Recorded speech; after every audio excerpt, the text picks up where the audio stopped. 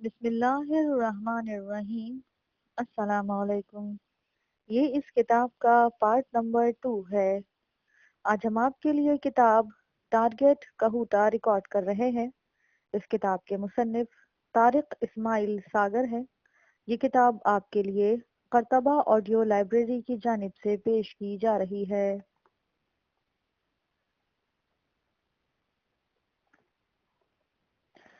کچھ سوچتے ہوئے وہ اٹھ کر امریکن ایئر لائن کے کاؤنٹر پر پہنچ گیا۔ اپنا اٹیچی کیس اس نے چیک ان کر دیا اور بورڈنگ کارڈ لے کر انہی برقی سیڑھیوں کی طرف چل دیا جن کے ذریعے دونوں تھوڑی دیر پہلے نیچے آئے تھے۔ 7 گھنٹے کے مسلسل سفر نے اسے تھکا دیا تھا، لیکن کیا مجال جو اس کے چہرے سے تھکاوٹ کے آثار ظاہر ہوتے ہوں۔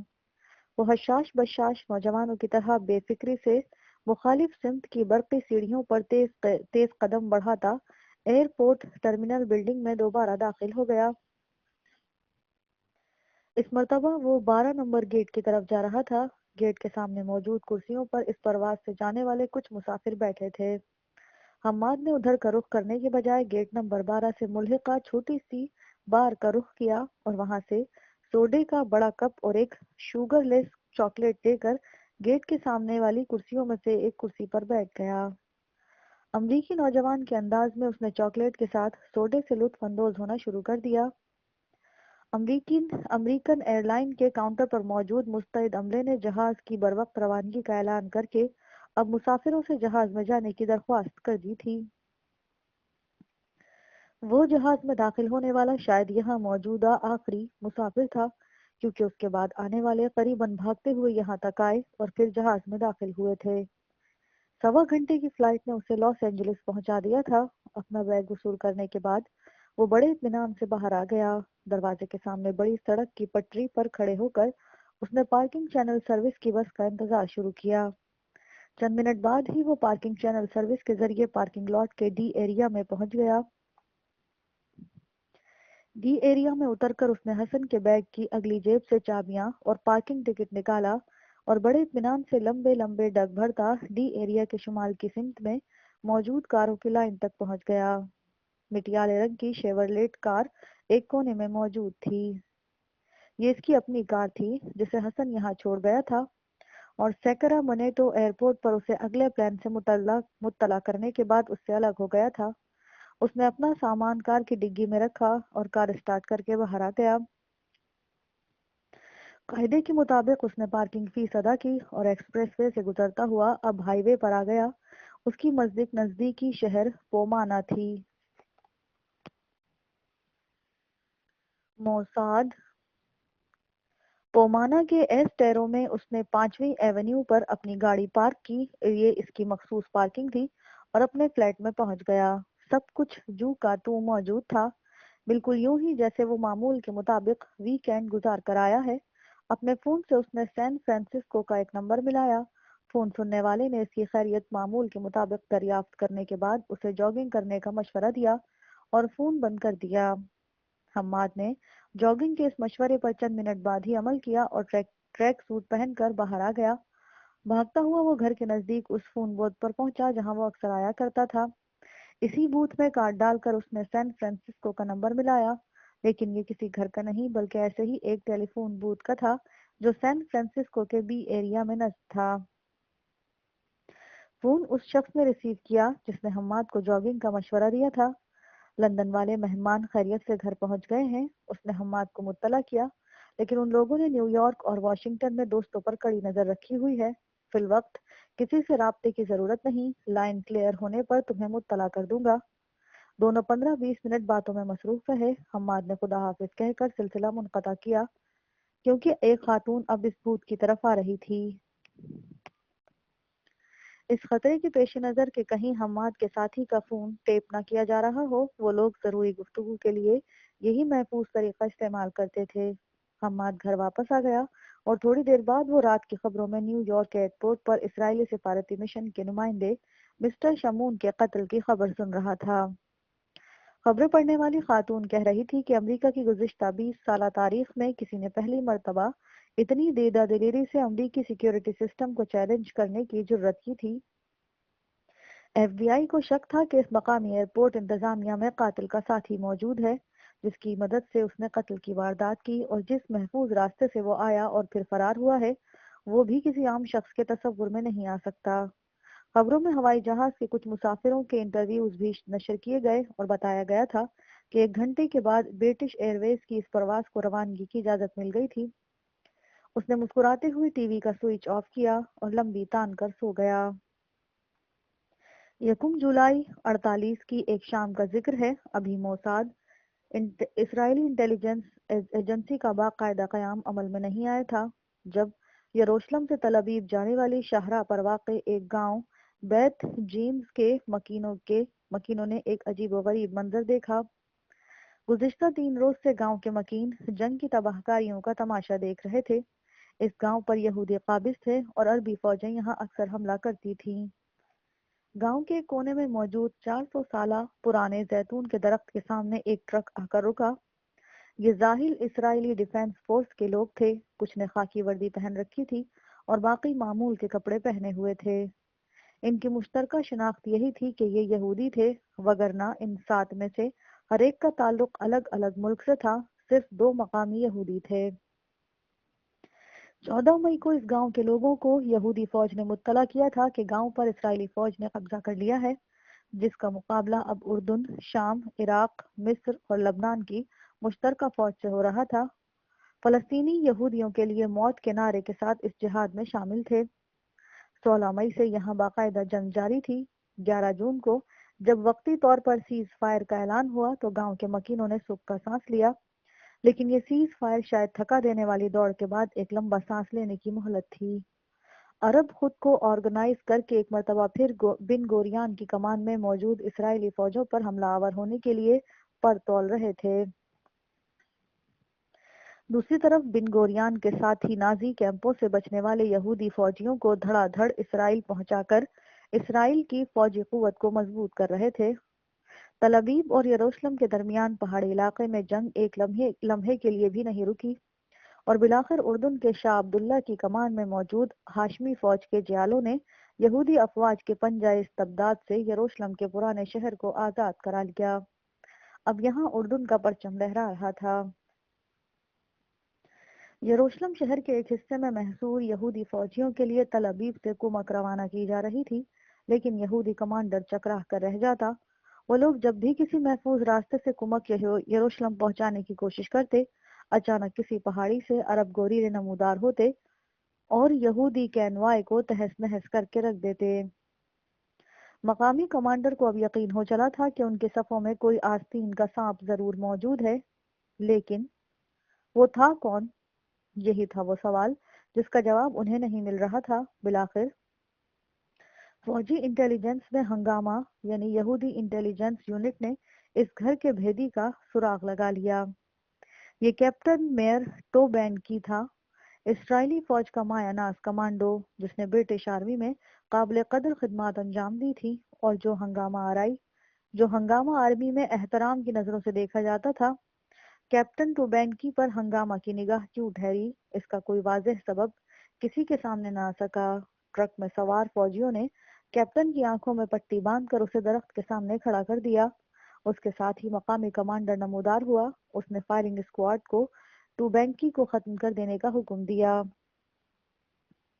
ایک قطار میں کھڑے 6 یہودی فوجیوں نے ایک ساتھ گولیاں چلائیں اور کئی گولیاں کیپٹن ٹوبینکی کے جسم میں داخل ہو گئیں۔ اس کے جسم سے خون فوارے کی طرح ابلا اور وہ بغیر کوئی آواز نکالے کٹے ہوئے درخت کی طرح زمین بوس ہو گیا۔ گاؤں کے عرب اور یہودی مکین بڑی حیرت سے یہ منظر دیکھ رہے تھے۔ انہوں نے کسی اسرائیلی غدار کو شاید پہلی مرتبہ سزائے موت پاتے دیکھا تھا۔ فوجیوں نے اس کے مردہ جسم کو گھسیٹ کر ایک ترپال میں لپیٹا اور ٹرک پہ پھینک دیا۔ اس کے ساتھ ہی ٹرک دوبارہ اسٹارٹ ہوا اور جس طرح سے وہ لوگ آئے تھے اسی طرح چل دیے۔ کیپٹن ٹوبینکی کی موت کی خبر جب آئزر بیری تک پہنچی تو اس نے اپنی ڈائری میں مشن مکمل ہوا کے الفاظ لکھے اور کیپٹن ٹوبینکی کے فائل پر ریمارکس لکھ کر فائل ایک طرف رکھ دی۔ یہ آئزر بیری ہی تھا جس کے حکم پر کیپٹن ٹوبینکی کو موت کے گھاٹ اتارا گیا۔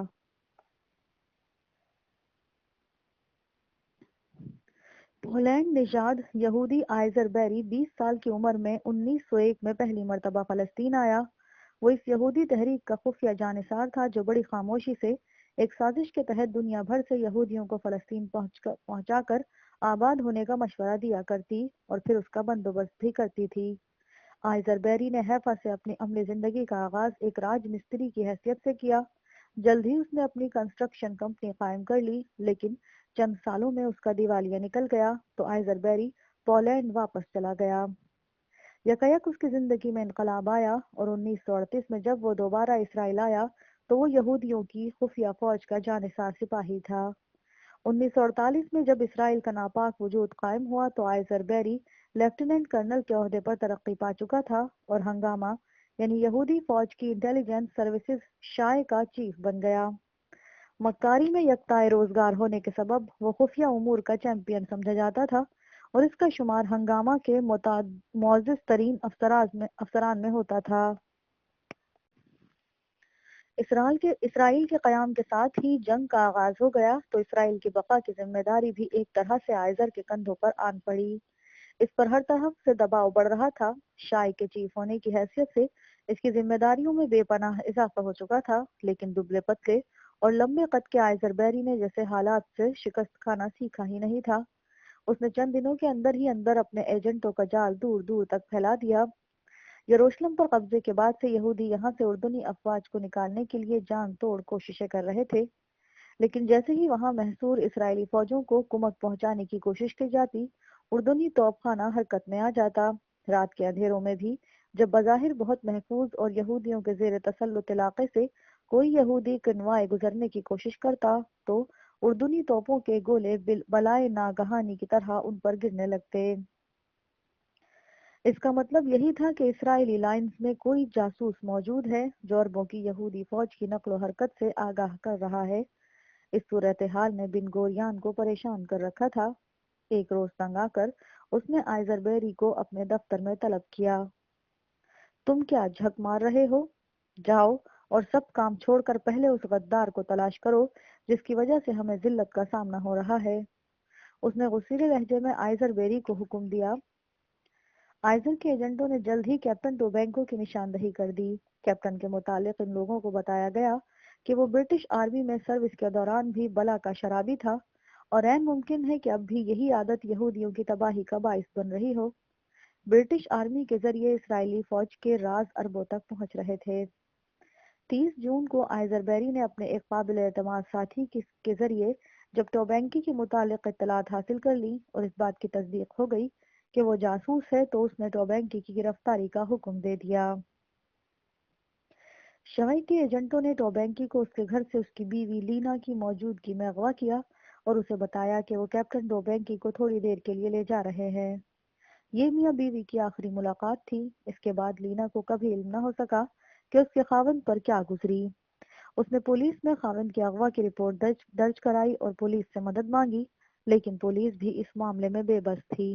بالآخر ایک روز سرکاری طور پر اس کے خاوند کی موت کی تصدیق کر دی گئی اور اخبارات میں خبریں شائع کی کہ اسے جاسوسی کے الزام میں موت کے گھاٹ اتار دیا گیا۔ ٹوبینکی کی بیوی ایک کٹر یہودن تھی اور اس داغ کو اپنے دل پر لے کر مرنا نہیں چاہتی تھی کہ وہ ایک غدار یہودی افسر کی بیوی ہے جس نے ایک بیٹے کو جنم بھی دیا ہے۔ اسے یقین تھا کہ اس کا خاوند بے گناہ ہے، وہ کبھی اپنے وطن سے غداری نہیں کر سکتا۔ لینا نے ایک ایک کر کے اپنے آن جہانی خاوند کے دوستوں کی مدد سے عدالتوں کے دروازے کھٹکھٹانے شروع کیے۔ اس ضمن میں اس نے وزیر اعظم بن گوریان سے ملاقات کی اور اسے قائل کر لیا کہ اس کے خاوند کو افراتفری میں سزاوار ٹھہرایا گیا اور صفائی کا موقع بھی نہیں دیا گیا۔ بن گوریان نے ذاتی طور پر اس معاملے میں دلچسپی لی اور اسے لینا کی بات کا قائل ہونا پڑا اور اس نے لینا اور اس کے بیٹوں کو نہ صرف سرکاری مراعات دینے کا اعلان کیا بلکہ اس کی درخواست پر ایک اعلیٰ عدالت نے اس مقدمے کو پھر سے زندہ بھی کروا دیا۔ آئزر بیری اس مقدمے میں ملزم کی حیثیت سے پیش ہوتا رہا۔ اس نے عدالت کو بتایا کہ جن حالات میں یہ سزا دی گئی ہے وہ بڑے ہنگامی حالات تھے اور عین ممکن ہے کہ اس نے اندازے کی غلطی کی ہو، لیکن اس نے جان بوجھ کر ایسا نہیں کیا۔ عدالت نے اس کی بے رحمی پر ریمارکس دیتے ہوئے کہا کہ جب مرنے سے پہلے کیپٹن ٹوبینکی نے اپنی آخری خواہش ظاہر کی کہ آخر وہ 20 سال سے ہنگامہ کی خدمت کر رہا ہے کم ایک خط اس کے بیٹے کو لکھنے کی اجازت تو دی جائے، لیکن آئزر نے اس کی یہ خواہش بھی پوری نہ ہونے دی۔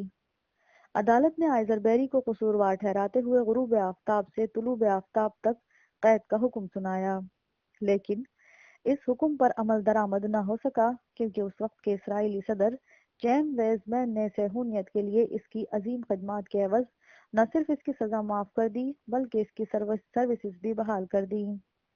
بات کچھ بھی رہی ہو، اس کی پبلک لائف ختم ہو گئی تھی اور 1958 میں وہ بڑی پژمردہ زندگی گزارنے کے بعد بالآخر ایک روز دل کے دورے سے مر گیا۔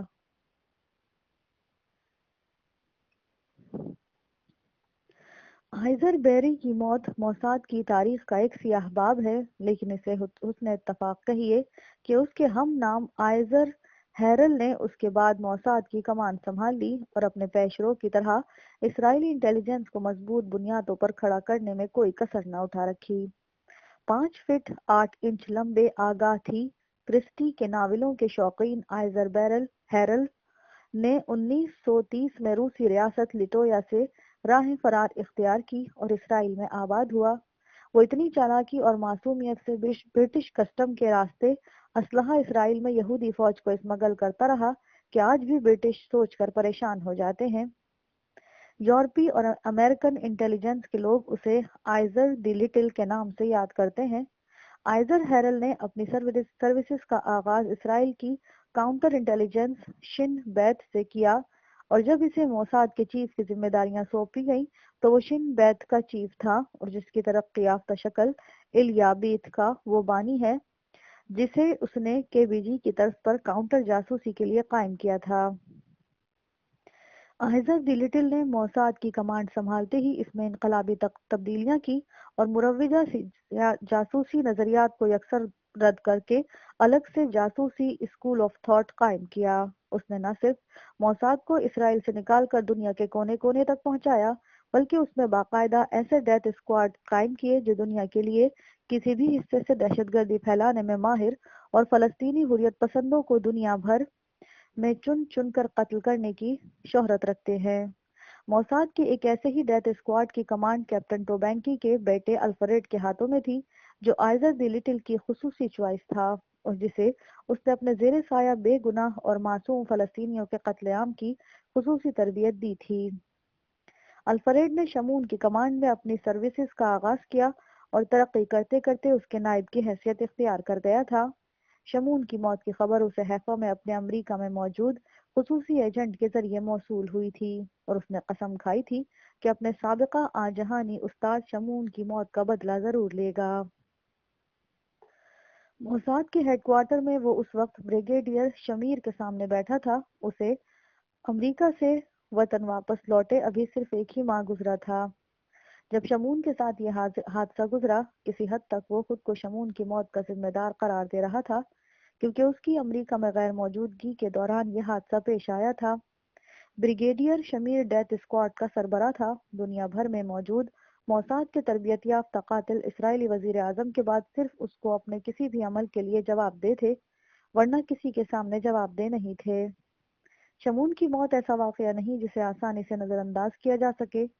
بریگیڈیئر شمیر نے اس کی آنکھوں میں آنکھیں ڈال کر کہنا شروع کیا، میں جانتا ہوں سر، وہ میرے استاد ہیں اور محسن بھی تھے۔ الفریڈ کو ہمت نہیں ہو رہی تھی کہ اس کی آنکھوں میں براہ راست جھانک کر بات کر سکے۔ مجھے سمجھ نہیں آ رہی کہ یہ تمہارے لڑکے وہاں جھک مارتے رہے اور ایک معمولی سا لونڈا ہاتھ دکھا گیا۔ شمیر کا پارا آسمان کو چھو رہا تھا۔ غضب خداوند کا کہ اتنا اہم آدمی جس فلائٹ سے سفر کر رہا ہو اس پر کسی کو نگران مقرر نہیں کیا گیا۔ سر، انہوں نے پہلی مرتبہ یعنی اسرائیلی ایئر لائن کے بجائے کسی دوسری ایئر لائن سے سفر کیا تھا۔ میں نے بات کی ہے اور سر، ہائی کمیشن نے ہمیں مطلع بھی نہیں کیا تھا۔ شاید وہ کسی ایمرجنسی مشن پر جا رہے تھے اور انہیں پہلی مطلوبہ فلائٹ سے فوری طور پر لندن پہنچنے کی ہدایت کی گئی تھی۔ اس میں ہمارا قصور نہیں ہے سر، ہم نے سختی سے یہ ہدایت کر رکھی ہے کہ کوئی بھی سفارتکار کے علاوہ کسی دوسری ایئر لائن سے سفر نہ کرے۔ اگر ایسا ناگزیر ہو تو ہمیں اطلاع دے کر سفر کیا جائے۔ آپ جانتے ہیں کہ اندرونی امریکہ ہمارا فضائی دفاع کا نظام کتنا مضبوط ہے، لیکن یہ ہمارے لوگ CIA और FBI को एतमाद में लेना जरूरी समझते हैं। अल्फ्रेड ने तस्वीर का दूसरा रुख ब्रिगेडियर को दिखाना चाहा। बात कुछ भी रही हो, ये अजीम इसराइल की इज्जत का मसला है। अपने हर मुमकिन जराए से कातिल को तलाश करो और मार डालो। इन लोगों ने लंबे अरसे की खामोशी के बाद ये वार किया है, और वो भी इतना जानलेवा। मालूम होता है कमबख्त दोबारा सफबंदी करके मैदान में आए हैं। ब्रिगेडियर सिर्फ मतलब की बात सुनने का आदी था। ऑल राइट सर, मैं कल ही वापस जा रहा हूँ। Wish you all the best boy. Brigadier Shamir ने उसके कंधे पर हाथ मारते हुए उसे थपकी देने के अंदाज में कहा। अगले रोज रात को तलाबीब से जाने वाली एल अल की जंबो परवाज के जरिए अल्फ्रेड न्यूयॉर्क की तरफ आजिम सफर था। न्यूयॉर्क के पार्क एवेन्यू पर वाक़ई इस ट्रेडिंग कंपनी के दफ्तर में अल्फ्रेड डायरेक्टर की हैसियत से अपनी जिम्मेदारियां संभाले बैठा था। वो लोग अपने मखसूस मीटिंग रूम में इकट्ठे होते थे। ट्रेडिंग कंपनी की आड़ में अल्फ्रेड ने यहाँ डेथ स्क्वाड के मकामी यूनिट को कायम कर रखा था, जिसके जरिए वो अमेरिका के कोने कोने में मौजूद अपने एजेंटों को कंट्रोल करता था। इसराइली हाई कमीशन ने अपना असर रसूख से अब तक FBI से जो तफ्तीशी रिपोर्टें हासिल कर की थी, वो सब अल्फ्रेड के सामने मौजूद थीं। झक मार रहे हैं ये अमरीकी गधे, उल्लू के पट्टे, इनकी तफ्तीश की बुनियाद ही गलत है।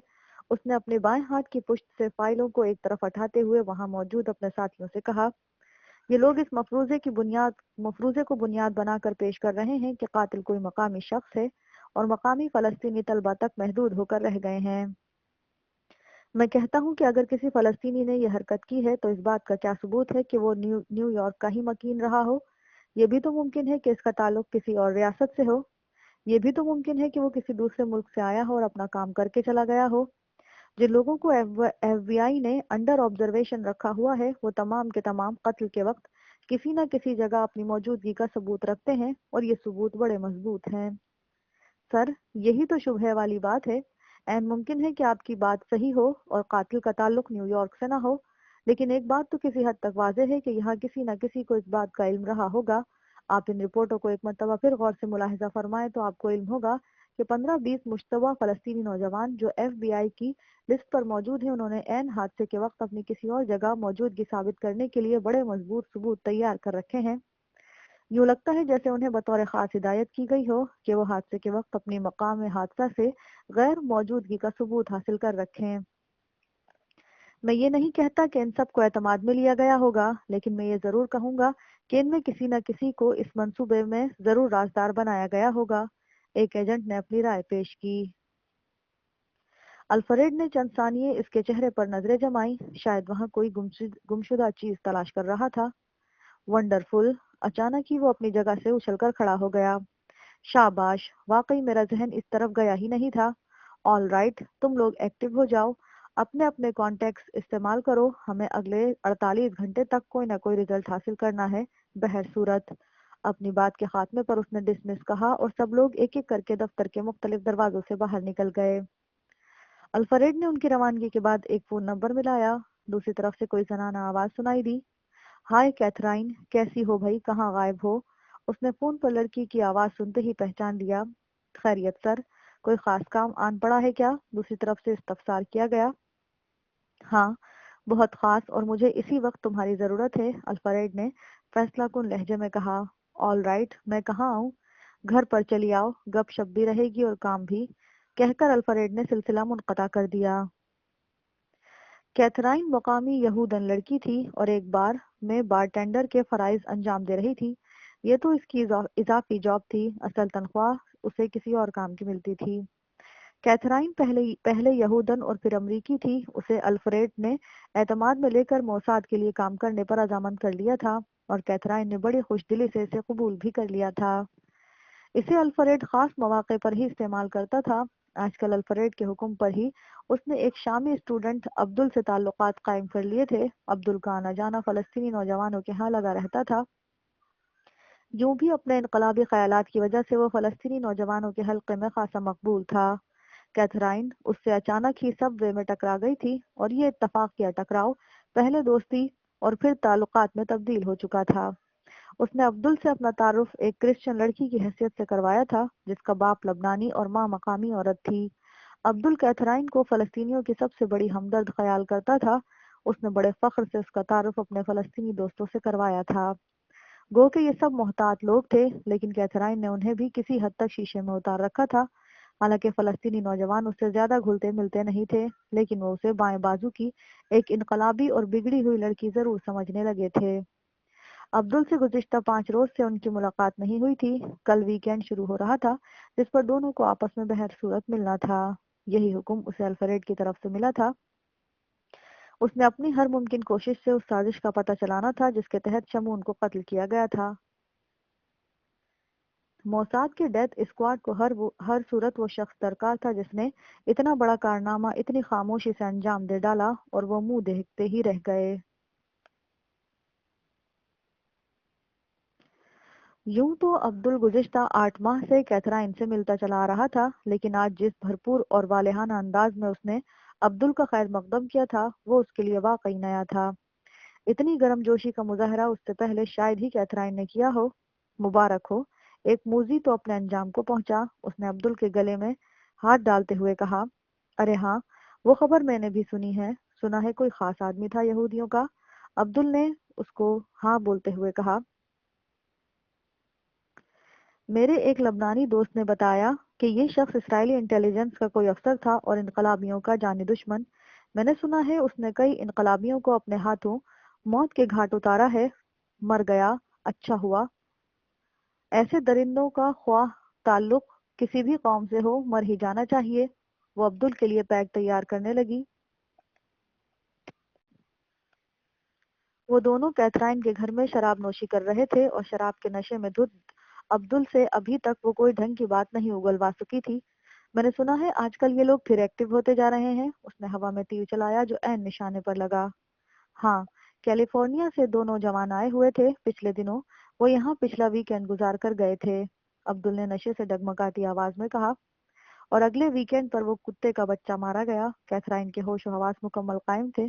اور کیا؟ عبدل نے ہچکی لی۔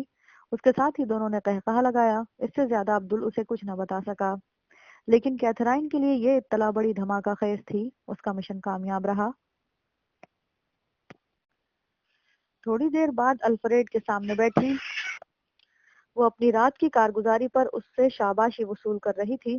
اس اہم اطلاع پر کیلیفورنیا کے 2 نوجوانوں نے گزشتہ ویکینڈ پر نیو یارک میں فلسطینی نوجوان سے میٹنگ کی ہے۔ الفریڈ نے کیتھرائن کا بطور خاص اس انداز میں شکریہ کیا تھا جس طرح کیتھرائن نے عبدل کا۔ رخصت ہوتے وقت ڈالروں سے بھرا ایک لفافہ اس نے کیتھرائن کے ہینڈ بیگ میں اپنے ہاتھ سے ڈالا تھا، اور اسے عبدل سے بات چیت کرتے رہنے کی تلقین کی تھی۔ کیتھرائن کے جانے کے بعد اس نے ٹیلی فون پر ایک نمبر ملایا۔ ہائے ڈیوڈ، کیسے ہو؟ الفریڈ نے دوسری طرف سے ہائے سننے پر ہی ڈیوڈ کو پہچان لیا تھا۔ ڈیوڈ یہودی نژاد ایف بی آئی آفیسر اور موساد کا خصوصی ایجنٹ تھا۔ امریکہ کے ہر اہم محکمے اور پوسٹ پر موساد کے ہمدرد اور سورسز موجود تھے۔ کسی بھی امریکی کے متعلق یہ اطلاع مل جانے پر کہ وہ یہودی ہے اور موساد کے کام کا آدمی ہے، موساد کے لوگ فوراً اس سے رابطہ قائم کرتے تھے، اور آج تک ایسا شاید ہی کبھی ہوا ہو کہ ان کی مراد بر نہ آئی ہو۔ یہودی کرایرز کے جس کونے میں بھی موجود تھا، اسرائیل کی فوج کا سپاہی تھا۔ ان لوگوں کے لیے اسرائیلی اول اور باقی سب کچھ آخر تھا۔ ان میں بڑے بڑے سفارتکار، ذمہ دار اور ماہرین حرب و ضرب بھی شامل تھے، لیکن سب کے سب خوشی سے موساد کے لیے خدمات انجام دینے پر تیار رہتے تھے۔ ایف بی آئی اور سی آئی اے کے موساد سے تعلقات مثالی تھے، اور یہ لوگ اسرائیل کے لیے ہر ممکن خدمات انجام دے رہے تھے، لیکن اسرائیلی جانتے تھے کہ 100% اطلاعات امریکی ان تک منتقل نہیں کرتے تھے۔ یوں بھی بطور یہودی ان کی بقا کا راز یہی تھا کہ وہ کسی پر اعتبار نہ کریں سوائے اپنے آپ کے، بلکہ بعض معاملات میں تو اپنے آپ پر بھی نہیں۔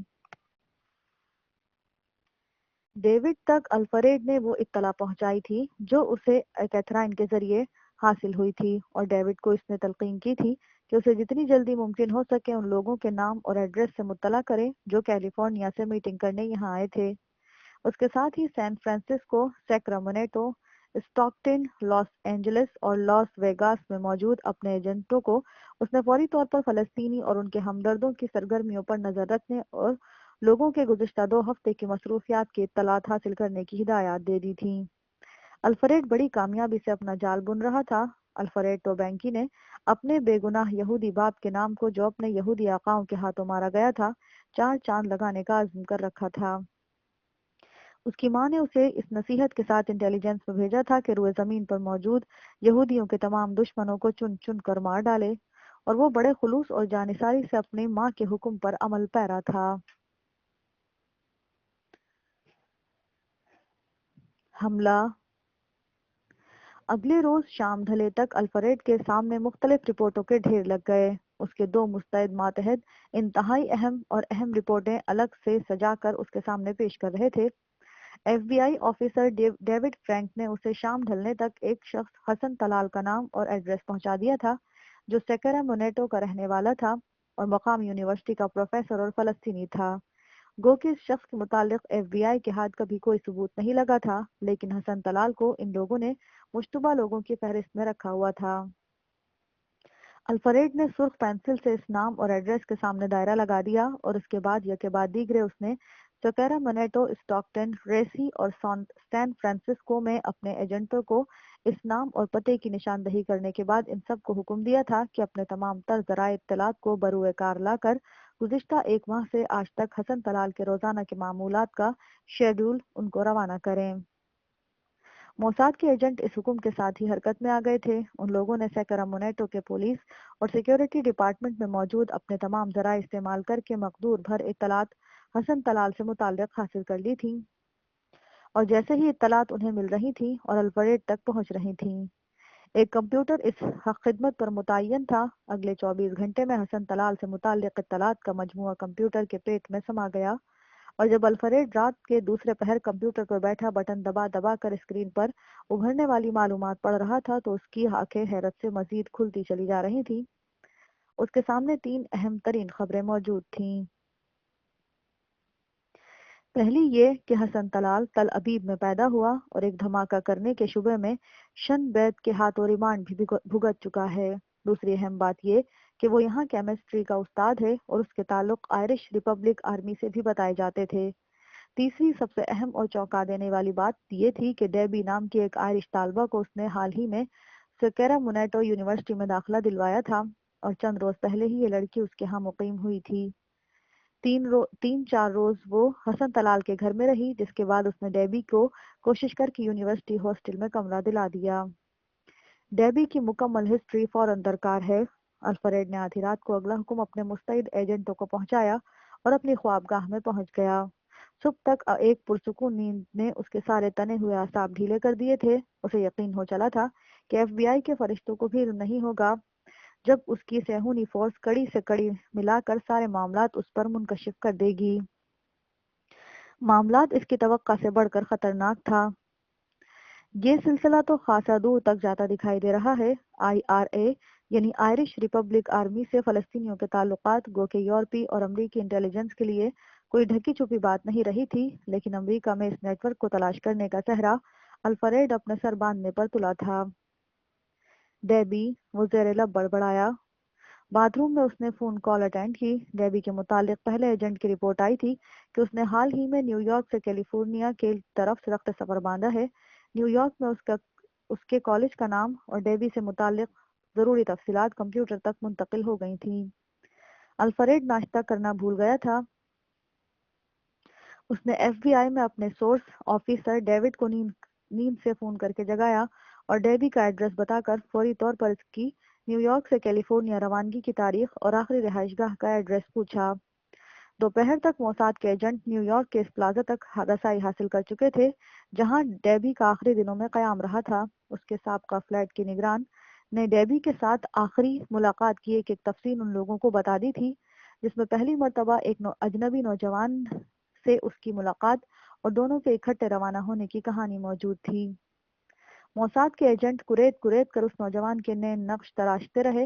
سپہر تک الفریڈ کے علم میں یہ بات آ چکی تھی کہ ڈیبی نے ایک عربی نقش و نگار کے حامل نوجوان کے ساتھ یونائیٹڈ ایئر لائن سے اسی دن سفر کیا تھا جس روز شمون کو گولی ماری گئی، اور مزید پریشان کن بات یہ تھی کہ قتل کے صرف 1.5 گھنٹے بعد فلائٹ روانہ ہوئی، جبکہ ٹکٹوں کی ریزرویشن پہلے ہی فون پر کروائی گئی تھی۔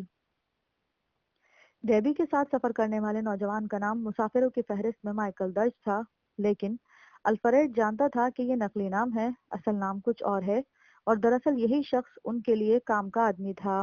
اس کے سامنے فی الوقت مائیکل، ڈیبی اور حسن طلال کے نام موجود تھے۔ اگر کوئی سازش تھی تو ان تینوں کے درمیان کہیں موجود تھی، جس کا سراغ لگا کر ڈیتھ اسکواڈ کو حرکت میں آنا تھا۔ ورجینیا میں سی آئی اے کا لینگلے آفس معمول کے مطابق چل رہا تھا جب اچانک ایک ہلچل سی مچ گئی۔ ڈپٹی ڈائریکٹر اسٹیفن نائٹ کے سامنے اسرائیلی قونصلیٹ واشنگٹن سے جاری ہونے والے خفیہ پیغام کی نقل موجود تھی۔ یہ پیغام موساد کے ڈیتھ اسکواڈ ڈائریکٹر بریگیڈیئر شمیر کے نام بھیجا گیا تھا، جس میں شمون کے قتل کے متعلق موساد کی رپورٹ کے بعد بریگیڈیئر شمیر سے اجازت طلب کی گئی تھی کہ اس ضمن میں جن 5-6 افراد کو مشتبہ خیال کیا جا رہا تھا انہیں فوری طور پر سزا دی جائے یا ابھی انتظار کیا جائے۔ اس خفیہ رپورٹ کی مکمل نقل سی آئی اے کے E C M electronic counter meters system کے ذریعے حاصل کی گئی تھی۔ سی آئی اے اس بات پر مکمل قدرت رکھتی تھی کہ اپنے دوست اور دشمن دونوں سفارت خانوں سے نشر ہونے والے سگنل ریکارڈ کر سکے۔ یہ بات ان کی پالیسی میں شامل تھی، انہیں بہر صورت چوکنا رہنا پڑتا تھا۔ سی آئی اے کو علم تھا کہ موساد کے درجنوں ہمدرد یہاں موجود ہیں۔ وہ لوگ اس بات کا بھی ادراک رکھتے تھے اگر موساد امریکہ کی سرزمین پر کوئی بھی غیر قانونی کارروائی کرنا چاہے تو کوئی اسے روک نہیں سکتا، لیکن وہ اپنے ملک میں کسی کو بھی کھل کر کھیلنے کی اجازت دینے کے لیے تیار نہیں تھے، الا یہ کہ یہ ایک سطح پر ان لوگوں میں کچھ دو کے اصول پر معاملہ طے نہ پا جائے۔ جناب والا، ڈیبی والا ہمارا سورس ہے، آئی آر اے میں ہمارا بہترین سورس۔ اگر اسے نقصان پہنچایا گیا تو ایجنسی کو زبردست دھچکا لگے گا۔ ڈپٹی ڈائریکٹر اسٹیفن کے سامنے کھڑے ایجنٹ جوزف نے کہا۔ اسٹیفن خود خاصا پریشان دکھائی دے رہا تھا۔ ابھی تک وہ لوگ اندھیرے میں ٹامکتویاں مار رہے تھے اور موساد کے لوگ معاملات کی تہہ تک پہنچ گئے تھے۔ کیا موساد اب امریکہ میں ایف بی آئی اور سی آئی اے سے زیادہ طاقتور اور وسائل کی مالک ایجنسی بن چکی ہے؟ کیا ان لوگوں کو کام کٹ پتلیوں کی طرح صرف موساد کے اشاروں پر ناچنا ہی رہ گیا ہے؟ ایجنسی کی ساکھ داؤ پر لگ جائے گی، اس نے سوچا۔ اگر معاملہ صدر تک چلا گیا تو کم از کم اس معاملے میں زبردست سبکی کا سامنا کرنا پڑے گا کہ غیر ملکی جاسوسی ادارے نے اس سازش کو بے نقاب کر دیا جو امریکہ کی سرزمین پر کی گئی اور جس کی ابھی ایک بھی کڑی امریکن ایجنسیاں تلاش نہیں کر سکیں۔ کیا ہم واقعی نااہل ہیں؟ ایجنسی پر امریکن میڈیا کی تنقید کسی حد تک تو صحیح تھی۔ آفیسر جوزف، تم خود اس کیس کو سنبھالو۔ ڈیبی ہی نہیں، کسی کو بھی موساد کچھ نہیں کہہ سکتی۔ امریکی سرزمین پر ہونے والے کرائم سے نمٹنا امریکی حکومت کی ذمہ داری ہے۔ آخر کچھ تو حفظ مراتب کا خیال رکھنا ہوگا۔ میں اوپر بات کرتا ہوں، تم ان لوگوں پر نظر رکھو، اس نے فیصلہ کن لہجے میں جوزف سے کہا۔ لیکن سر، ایف بی آئی جہنم میں گئی ایف بی آئی، اس نے غصے سے تلملا کر جوزف کی بات کاٹی۔ اگر وہ گدھے کسی قابل ہوتے تو ہمیں ہر معاملے میں ٹانگ اڑانے کی ضرورت ہی پیش کیوں آتی؟ کیا کر لیا ہے ایف بی آئی نے؟ تل ابیب میں بیٹھ کر بریگیڈیئر شمیر نے جس بات کا سراغ لگایا ہے یہ لوگ نیو یارک میں بیٹھ کر نہیں لگا سکے۔ رائٹ سر، جوزف نے مزید کچھ کہنا مناسب نہ سمجھا۔ وہ ایجنسی سے گزشتہ 15 سال سے وابستہ تھا اور یہاں کے آداب سمجھتا تھا۔ اپنے مخصوص کمرے میں پہنچتے ہی اس نے ایجنسی کے متعلق لوگوں کو ریڈ الرٹ دے دیا۔ ڈیبی چونکہ اس کا سورس تھی اس لیے اس کی حفاظت کا جوزف نے بطور خاص بندوبست کیا تھا۔ باقی لوگوں کے گرد بھی سی آئی اے نے حصار باندھ لیا تھا۔ مائیکل چونکہ ابھی ناقابل شناخت تھا اس لیے وہ لوگ اپنے ذرائع سے اسے بھی ڈھونڈ رہے تھے۔ تمام ایجنٹوں کو سختی سے ہدایت کی گئی تھی کہ ان لوگوں کی جان و مال کی حفاظت کی جائے۔ ایف بی آئی نے سی آئی اے کی طرف سے ہونے والی اس کارروائی کا معمول کے مطابق نوٹس ضرور لیا، لیکن اس بات کا اسے بھی علم تھا کہ اس ادارے کو ملنے والے بے شمار اختیارات نے اسے شتر بے مہار بنا رکھا ہے، اور بعض معاملات میں تو یہ لوگ پینٹاگون کو بھی اعتماد میں لینا گوارا نہیں کرتے۔ اسرائیلی قونصل جنرل کی میز پر امریکن وزارت خارجہ کی طرف سے موصول شدہ تازہ ترین احتجاج کی کاپی موجود تھی۔ یہ احتجاج براہ راست اسرائیلی وزارت خارجہ سے کیا گیا تھا جس میں کہا گیا تھا کہ امریکی معاملات میں اسرائیل کی بے جا مداخلت صدر کو پسند بالکل نہیں آ رہی اور وہ دونوں ممالک کی دوستی کا تقاضا یہی ہے کہ وہ ایک دوسرے کے اقتدار اعلیٰ کا احترام کریں۔ احتجاج میں اسرائیلی سفارتکار شمون کے قتل کے ضمن میں اسرائیلی انٹیلیجنس کی طرف سے کسی بھی کارروائی کو غیر قانونی اور امریکی معاملات میں مداخلت قرار دیتے ہوئے درخواست کی گئی تھی کہ امریکی سرزمین پر ہونے والے کسی بھی کرائم کے لیے امریکی انتظامیہ خود ذمہ دار ہے اور انہیں اپنی ذمہ داری کا احساس ہے۔ قونصلیٹ نے ایک نگاہ غلط کاغذ کے اس حقیر پرزے پر ڈالتے ہوئے طنزیہ مسکراہٹ کے ساتھ کاغذ الفریڈ کو تھما دیا جسے اس نے آج ہی ملاقات کے لیے طلب کیا تھا۔ الفریڈ نے خط پڑھ کر قہقہہ بلند کیا اور اسے دوبارہ اسی میز پر پھینک دیا۔ بریگیڈیئر شمیر کا سائفر انہیں مل چکا تھا جس پر لکھا ہوا تھا: عظیم اسرائیل کے دشمنوں کو خواہ وہ کسی بھی خطے میں ہوں مار ڈالو، انہیں مرنا ہی ہوگا۔ دنیا کے کسی بھی خطے میں اسرائیل کے خلاف کیے جانے والے جرم کی سزا ہم خود دیں گے۔ الفریڈ کا لہجہ بڑا خونخوار تھا۔ عظیم اسرائیل کے دشمن نیست و نابود ہوں گے۔ قونصلیٹ اس سے زیادہ جوش و خروش کا مظاہرہ کر رہا تھا۔ دونوں نے آپس میں جام ٹکرائے اور آنے والی حالات کی منصوبہ بندی کرنے لگے۔ سکیرا مونیٹو اولڈ سٹی دیکھنے کے لیے امریکہ کے کونے کونے سے لوگ آتے تھے۔ خصوصاً کیلیفورنیا کے رہنے والوں کے لیے دلچسپی کا مکمل سامان موجود تھا۔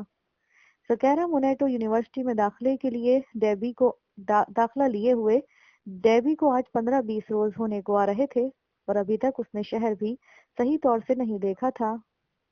تاریخ اس کا ہمیشہ سے دلچسپ مضمون رہا ہے اور وہ خاص طور پر اس شہر کے اس حصے کو دیکھنا چاہتی تھی جسے یہاں کی انتظامیہ نے اپنی آنے والی نسلوں کے لیے محفوظ کر لیا تھا۔ ڈیبی عموماً اکیلی ہی ایسی جگہیں دیکھنے جایا کرتی تھی۔ اس مرتبہ بھی جب ویکینڈ شروع ہوا تو اس نے گلے میں کیمرہ لٹکایا اور اپنے کمرے سے باہر آ گئی۔ اس کا رخ یونیورسٹی کے پارکنگ ایریا کی طرف تھا جہاں اس کی چھوٹی سی اسپورٹس کار موجود تھی۔ ڈیبی نے جیسے ہی قدم باہر نکالا اس کے کمرے کے سامنے لان میں موجود CIA کے ایجنٹ نے اس کا تعاقب شروع کر دیا۔ اس نے ڈیبی کو کار پارکنگ کی طرف جاتے اور گلے میں کیمرہ لٹکائے دیکھ لیا تھا۔ ایک محفوظ جگہ کھڑے ہو کر اس نے اپنے پاس موجود واکی ٹاکی سے دوسرے ایجنٹوں کو خبردار کیا اور خود یونیورسٹی سے باہر جانے والے راستے پر ایک محفوظ جگہ اپنی کار کی طرف چل دیا۔ جب تک ڈیبی اپنی کار اسٹارٹ کرتی ایجنٹ اپنی کار میں بیٹھ چکا تھا۔ ڈیبی بڑے اطمینان سے کار چلاتی یونیورسٹی سے باہر آئی۔ اس کے وہم و گمان میں بھی یہ بات نہیں آ رہی تھی کہ اس وقت کتنی کاریں اس کے تعاقب میں ہیں۔ CIA، FBI اور موساد کے لوگ الگ الگ کاروں میں اس کا پیچھا کر رہے تھے۔ اولڈ سٹی کے کار پارکنگ میں جب وہ داخل ہوئی تو یہاں تل دھرنے کو جگہ موجود نہیں تھی۔ داخلے کا ٹکٹ مشین سے حاصل کرنے کے بعد اس نے کار کو محفوظ پارکنگ کے لیے مختلف منزلوں پر گھمانا شروع کر دیا۔ 3-4 منٹ کی جد و جہد کے بعد بالآخر اسے تیسری منزل پر ایک جگہ خالی نظر آ ہی گئی۔ اپنی گاڑی کھڑی کر کے جب وہ لفٹ کی طرف جا رہی تھی تو یکے بعد دیگرے 3 اور کاریں بھی اسی جگہ پارک ہوئی تھیں اور اس کے لفٹ میں پہنچنے تک ایک اور کار سے برآمد ہونے والے 2 نوجوان بھی اس کے ساتھ ہی لفٹ کے ذریعے نیچے آئے تھے۔ ڈیبی نے کار پارکنگ سے باہر آ کر اب اس راستے کی طرف چلنا شروع کر دیا تھا جو اولڈ سٹی ایریا کے ریلوے پلیٹ فارم کو جا رہا تھا۔ کیلیفورنیا ریلوے کے ایک پرانے ڈبے کے نزدیک رک کر اس نے اپنے کیمرے سے کچھ تصویریں اتاری اور اب چہل قدمی کے انداز میں چلتی ہوئی اس بینچ کی طرف جا رہی تھی جس پر بیٹھ کر وہ سیکرامنٹو اولڈ سٹی کے حسن سے لطف اندوز ہو سکتی تھی۔ ڈیبی کی مخالف سمت اس کی پشت والی سیٹ پر ایک اور خاتون بالکل اسی طرح لاابالی انداز میں چلتی ہوئی آ کر بیٹھ گئی۔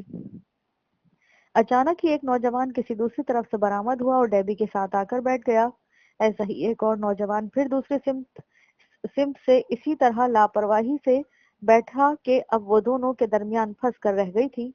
اس مرتبہ آنے والے نوجوان نے اچانک ہی اپنی جیکٹ میں ہاتھ ڈالا اور جب اس کا ہاتھ برآمد ہوا تو اس میں پستول موجود تھا۔ شاید وہ پستول ڈیبی کے پہلو سے لگا کر اسے اغوا کرنے کے موڈ میں تھا، لیکن اچانک ہی بجلی کسی پھرتی کے ساتھ ان کی پشت والی بینچ پر بیٹھی خاتون نے ماہر مارشل آرٹ کی طرح اپنی جگہ سے جست لگائی اور قریباً اڑتی ہوئی اس نوجوان پر اس طرح آن گری کہ پستول اس کے ہاتھ سے نکل کر دور جا پڑا۔ اس اچانک صورتحال سے اغوا کرنے والے کو بوکھلا کر رکھ دیا۔ اس کے دوسرے ساتھی نے، جو ڈیبی کی بائیں سمت بیٹھا تھا، پستول نکالا اور اس خاتون پر گولی چلا دی جس نے اس کے ساتھی پر حملہ کیا تھا۔ بیچارے کو بمشکل ایک فائر کرنے کی مہلت ملی تھی جب اچانک 5-6 گولیاں اس کے جسم کے آر پار ہو گئیں۔ ڈیبی کے لیے یہ ساری صورتحال اتنی غیر متوقع اور ہولناک تھی کہ مضبوط اعصاب رکھنے کے باوجود اس کی چیخ نکل گئی اور اس نے دیوانہ وار مارکیٹ کے سمت بھاگنا شروع کر دیا۔ اسے اپنے پیچھے فائرنگ کی آواز سنائی دے رہی تھی، لیکن یہ فائرنگ اس پر نہیں کی جا رہی تھی۔ یوں لگتا تھا جیسے دو پارٹیوں کی آپس میں ٹھن گئی ہو۔ ڈیبی اپنی دانست میں اس بگھی کی طرف بھاگی تھی جو سیاحوں کو سیر کروانے کے لیے اولڈ سٹی میں رکھی گئی تھی، جب اچانک ہی ایک کار اس کے نزدیک آ کر رکی۔ کم آن ڈیبی، کسی نے پکارا۔ ڈیبی کے لیے سوچنے کو ایک لمحے کی فرصت نہیں تھی۔ اس نے کار سواروں کو اپنا ہمدرد اور ایجنسی کے لوگوں کی سے جان بچا کر فوراً ان کی آفر قبول کر لی، لیکن پچھلی سیٹ پر بیٹھتے ہی اسے احساس ہو گیا تھا کہ اس نے زندگی کی سب سے بھیانک غلطی کا ارتکاب کر لیا ہے۔ چپ چاپ اور نارمل بیٹھی رہو، پچھلی سیٹ پر موجود نوجوان نے اس کے پہلو میں پستول کی نالی لگاتے ہوئے کہا۔ کیا مطلب ہے؟ کون لوگ ہو تم؟ ڈیبی کے لیے صورتحال غیر متوقع تھی، لیکن وہ جس میدان کی کھلاڑی تھی وہاں ایسے واقعات کو معمول کے واقعات ہی سمجھا جاتا تھا۔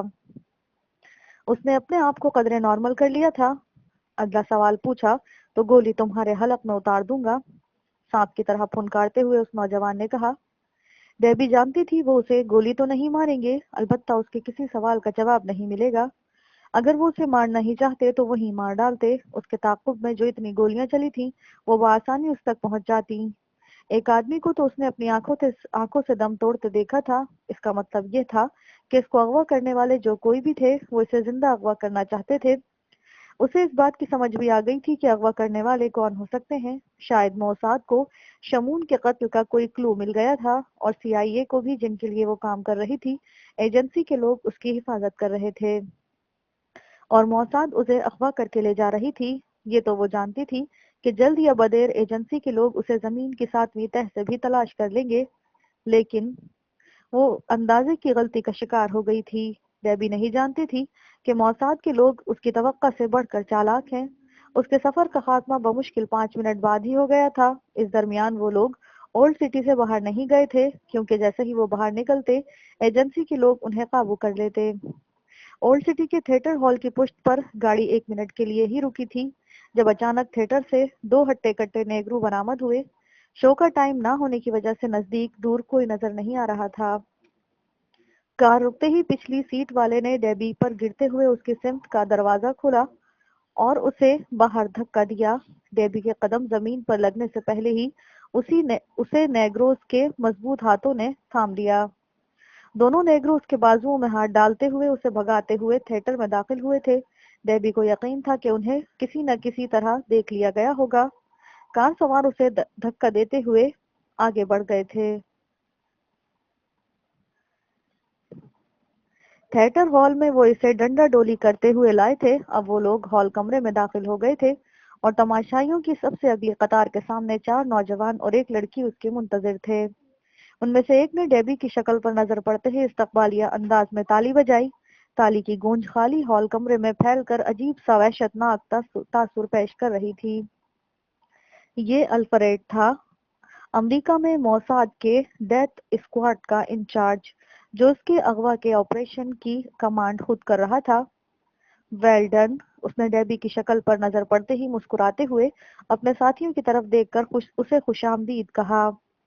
دونوں نیگروز نے اسے سب سے آگے والی کرسی پر دھکا دے کر اس کو سیٹ سے نائلون کی رسی کے ساتھ چند سیکنڈ میں اس طرح باندھ دیا تھا کہ جسم کو معمولی جنبش دینے پر بھی یہ رسیاں اسے اپنے گوشت میں اترتی محسوس ہوتی تھیں۔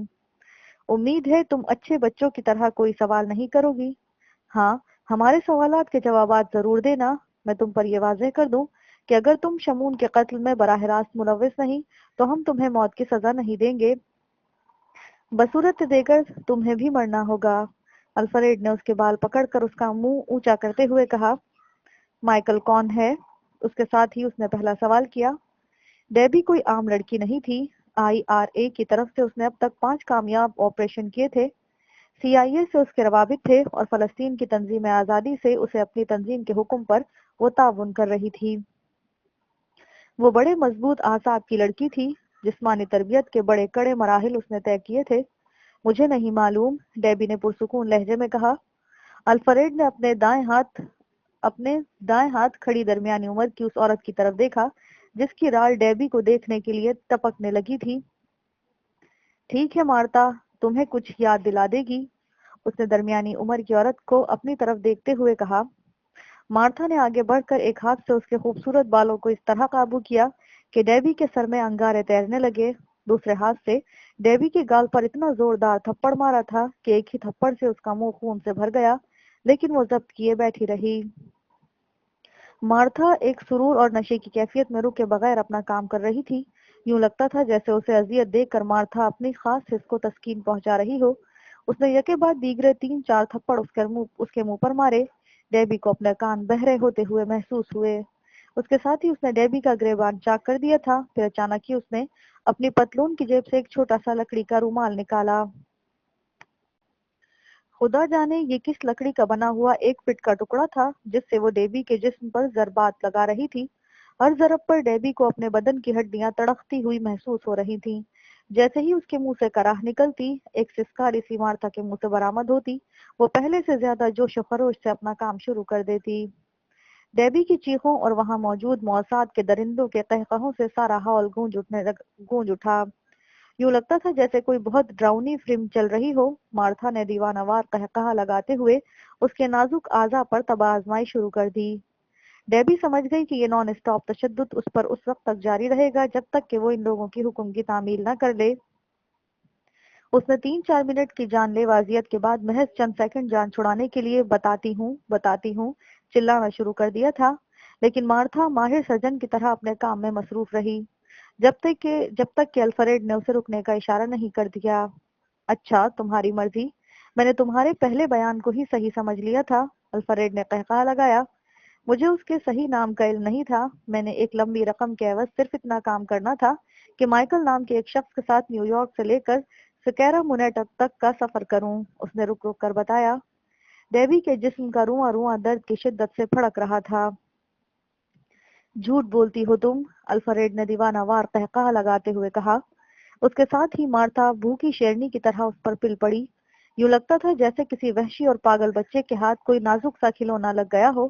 اس نے رسیوں سے جکڑی ڈیبی کے ساتھ غیر انسانی تشدد کا بھیانک عمل جاری رکھا۔ ڈیبی نے اس وقت تک اذیت برداشت کی جب تک کہ وہ بے ہوش نہ ہو گئی۔ بے ہوش ہونے سے پہلے جو آوازیں اس کے کانوں میں پڑیں وہ اس کے لیے حیات نو کا پیغام بن گئی تھیں۔ شاید ایجنسی کے لوگ اس تک پہنچ چکے تھے کیونکہ اس نے دروازوں سے کچھ لوگوں کو اندر بھاگتے اور فریز یعنی ٹھہر جاؤ، اپنی جگہ جمے رہو کی آوازیں بلند کرتے سنا تھا۔ پھر شاید فائرنگ ہونے لگی۔ اچانک ہی اس کی گردن ایک طرف ڈھلک گئی تھی۔ ڈیبی کی خوش قسمتی تھی کہ اس کی جان اتنی جلدی چھوٹ گئی۔ آفیسر جوزف نے اچانک ہی اولڈ سٹی کو چیک کرنے کا فیصلہ کیا تھا کیونکہ ان لوگوں نے جنہیں جوزف نے باہر جانے والے راستوں کی نگرانی پر مامور کیا تھا، ان کی اطلاع کے مطابق ابھی تک ڈیبی کو سکیرا مونیٹو اولڈ سٹی سے باہر نہیں لے جایا گیا تھا۔ ایک معمولی اندیشے کے سہارے آفیسر جوزف نے تھیٹر پر قسمت آزمائی کا فیصلہ کیا تھا۔ یہ الگ بات ہے کہ پہلے ہی حلے میں اس کی مراد بر آئی اور جیسے ہی اس کے ایک ماتحت نے تھیٹر کے ایک دروازے کو کھولنا چاہا تو اسے احساس ہو گیا کہ وہ دروازہ اندر سے بند ہے۔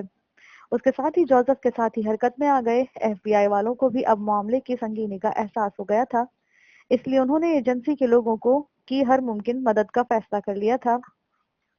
CIA اور FBI کے ایجنٹوں نے آفیسر جوزف کی کمان میں چھوٹے سے تھیٹر کے چاروں دروازوں پر چارج کیا تھا۔ تمام لوگ چلاتے ہوئے اندر داخل ہوئے تھے۔ جوزف اور FBI کے مقامی چیف نے ہوائی فائرنگ بھی کی تھی، لیکن دوسری طرف سے خودکار اسلحے کی پہلی باڑھ نے ان لوگوں کو زمین چاٹنے پر مجبور کر دیا تھا۔ ایک لمحے کے لیے بھی وہ اگر چوکتے تو کم از کم وہ 3 ایجنٹ مارے جاتے تھے جو آخر دروازے سے اندر داخل ہوئے تھے۔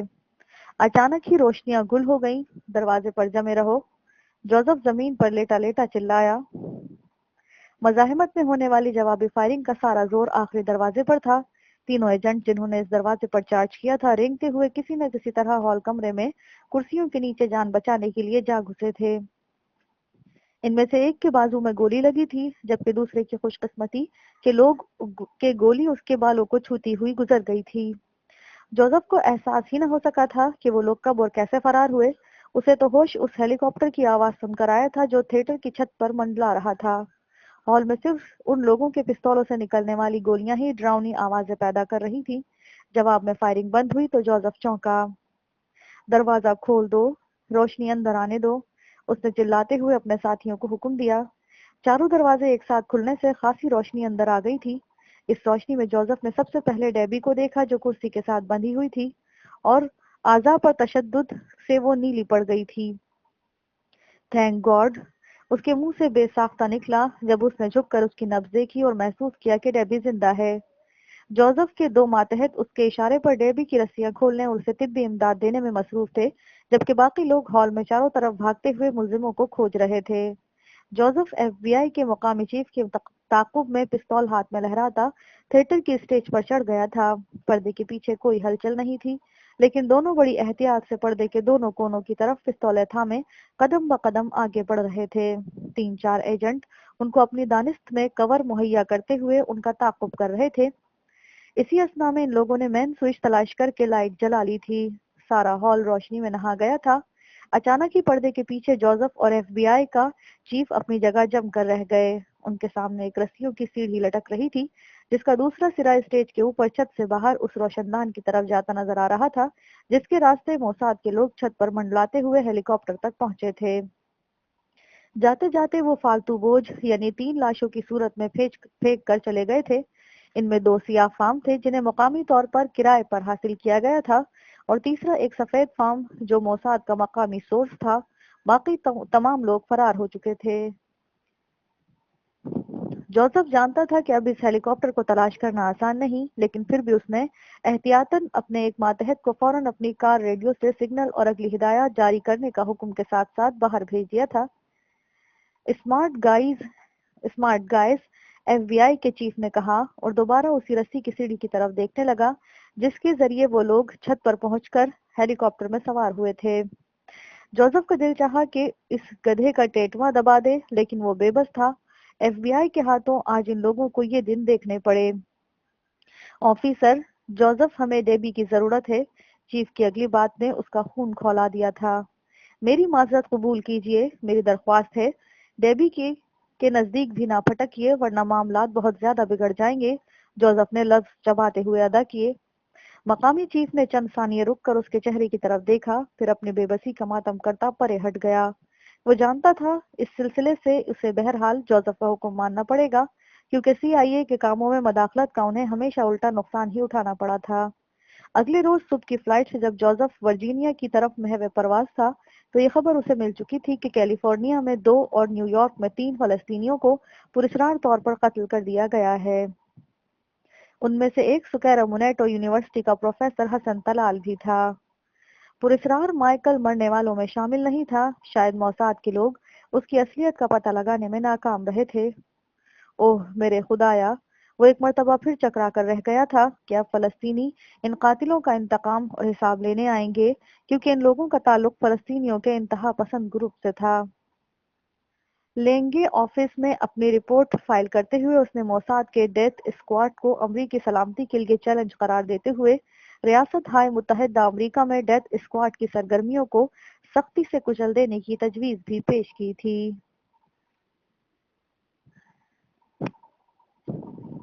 ब्लैक सितंबर। अबू अहमद ने सीएनएन पर शोहदा की लाशें देखी और पहचानी थी। उसने खुदा का शुक्र अदा किया कि उनमें हम्माद मौजूद नहीं था।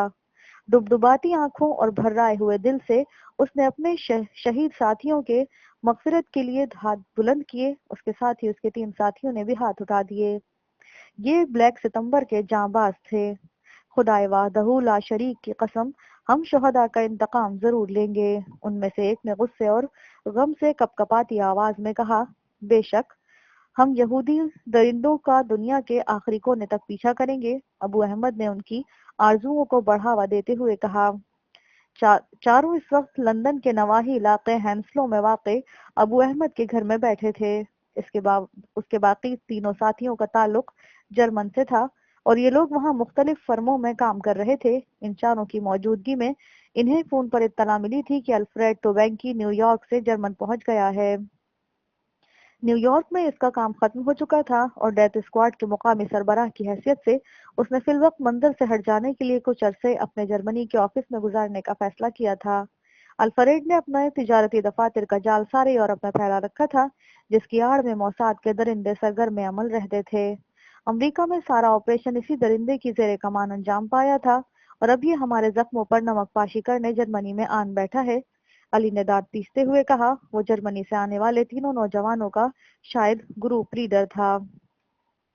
اسے مار ڈالو۔ اس درندے نے ہمارے 8 بہترین ساتھیوں کو یکے بعد دیگرے امریکہ کے مختلف حصوں میں مارا ہے۔